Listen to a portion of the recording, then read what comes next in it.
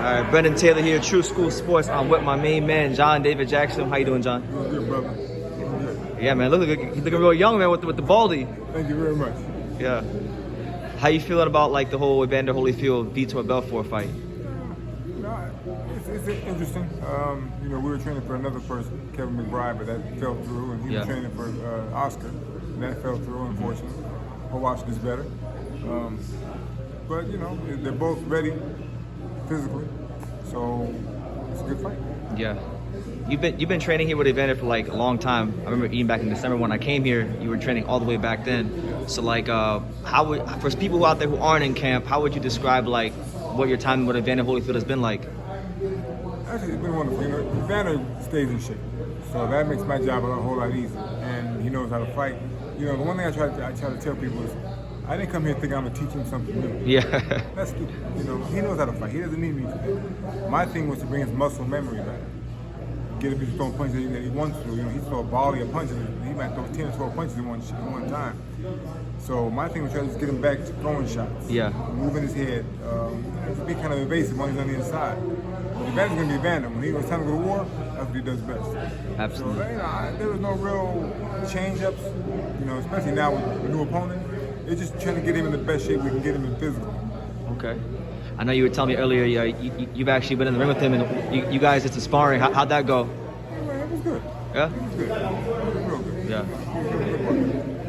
How's the power? The power's still there. Yeah. The power's still there. Okay. Power, listen. That's the last thing we can fight is power. Yeah. I know, like you're one of the very few teachers in boxing. You come from that Eddie Futch, lineage, George Benton, all of them. Yeah. George Benton. Could you talk about like just in boxing today how there seems to be a lack of teachers and how how boxing can address that? Well, there's a lack. Unfortunately, with social media, all these guys try to get on here and portray as a professional boxing trainer. There's very few teachers, like you said, that really are in the game. There's a few young guys that might learn something and pick things up, but a real, true teacher in boxing, they're dying out. And they don't teach these kids how to properly box on the way up. Everyone's just trying to be, they're trying to be social media stars as trainers. Yeah. But yet they can't teach anything. A lot of so-called trainers never fought a day in their life. Amateur fighter, so how can I teach you something I never did? I can't teach you if I never done it myself. Now, there's exceptions to the rule. And Eddie Futch, Custom Model. Guys like that, Freddie Brown. Gil Clancy, does he count? Well, Gil Clancy. Yeah. Those guys like that. That's very far and few in between. You don't have those guys today. Yeah. You have a bunch of guys trying to get popular on social media, doing things, and not showing you the right way to do it properly. I mean, years ago I wasn't for all those cones and those paddle pads. The noodles. But now that my shoulders like I can feel it, I use the paddles every now and then. But they're not good for teaching a fighter how to truly fight. You gotta use your hands. Not get hit hard in your hands. You gotta be able to make them slip, roll, parry, catch. These guys don't show how to do that these days. Because they can't do it. Yeah. What was something that Georgie Benton taught you back in the day that they don't teach now? I can't show it. It's called rocking the cradle. Rocking the cradle? I don't show. I show my fighters all the time. Some that but it's a very good inside move that you do. A lot of things I just learned from watching the guys. Here's the thing I try to tell people: a truly good fighter watches other fighters and picks up what they do and mimics it and adds it to his own repertoire. There's only so much I can teach you. The basics, Now, luckily, the way I do things, I can show guys slick moves, but I learned them myself. But a lot of guys, the best fighters learn from other fighters. You still his move, you watch another fight, you have to try that, and you learn. Yeah. Because even, Georgie showed me all he could show me. He said, man, son, you know how to fight. But a lot of things you learn on your own. I had to. That's the best way to do it. Especially in Philly, with all the fighters they have, you gotta be able to learn. Oh yeah, especially those are the grueling sparring sessions in Philly. Yeah, I didn't believe in going to war. So Georgie, I was always smart. I never went to war. For what? I don't want to leave in the gym. But today's trainers, so-called trainers, they're not teachers. They don't do that for you. They want you to go to war in the gym and kill each other. For what? Doesn't make sense. Ego. I would say ego. Yeah, I agree with that. Yeah. Who do you think the best fighter in boxing is? As someone who's been around the sport a long time and you understand the styles, who do you think is the best fighter in boxing right now? Today? Right now, yeah. Active. Well, that's the problem. Because see, the way boxing structured now, you only fight twice a year. Yeah, that's true. So I could, 1 month I could say Canelo, The next month, or maybe 3 months from now, I could say Crawford. Yeah. 3 months from now, I could say Spence.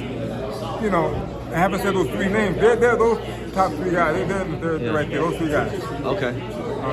So I guess the better question would be, whose style do you like the most in boxing? Well, since I was a boxer, I like Crawford. You like Crawford? I like Crawford. What do you like about Crawford? I love Crawford. You know, it's funny. I had a kid that was champion. He's a junior welterweight champion, Habib Alaverdi, Okay. WBA. He got hurt, and so Crawford filled in for him when Crawford made his HBO debut. Prescott.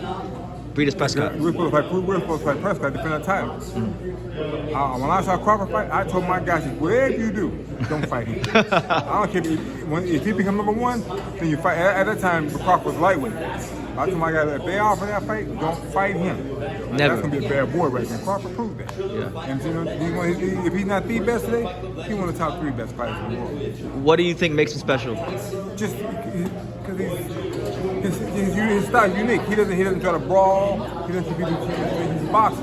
He's intelligent. He's very smart. Technical fighter who can punch and he'll get you. If he can get you out, he'll get you out. Okay. That's a good endorsement for Crawford. Yeah, that's my guy. I don't know him well. I know of him. We speak. But he's a hell of a fighter. Absolutely. How do you think he would do against like Errol Spence or Pacquiao or any of them guys? Spence is another guy. He's a unique fighter. I don't know how well he's come back from his car accident and retina and also that. Yeah. But that was a fight that I would love to see because you got 2 of the best in their prime, and you know it may not ever happen, but that was a good fight. Personally, you know, I thought Crawford would slightly have a better advantage. Now he'd have a big advantage. I don't think the fight ever happened, but it would definitely be a great fight. Yeah. Okay. Well, John, I'm gonna let you go, but before I go, any message to the boxing world about what you got going on and the fight on Saturday? Well, my girl Clarissa, she's gonna fight, and she's a 2-fight deal. Her second fight, she's gonna go against Savannah Marshall. Savannah Marshall. What about that fight? What do you think about that? Savannah's kind of long; she can punch a little bit. Well, you know, that she's a big puncher. I don't listen. Let me tell you, we're at a fight in England. Yeah. Clarissa and I, and Savannah having a meeting. Clarissa walked up to her. I'm not gonna say what she said to her. Yeah. But Savannah's response, silence. She's quiet. Now, you talking on the track, you're gonna knock the girl out. But when she steps in front of you, you don't say a word. That's him right there. She got your heart. Now, she may be able to fight, maybe to punch, but she got your heart. So you got troubles come fight now. Well, I'm looking forward to it. That's a big fight for boxing in general, you know, women's boxing as well. It's definitely it's a great fight for female boxing, and hopefully it'll take place. From what I heard, they should fight March or April. They'll fight each other. Okay. All right. So John David Jackson, a gentleman as always. Thank you for talking to True School Sports. I appreciate you. Yeah.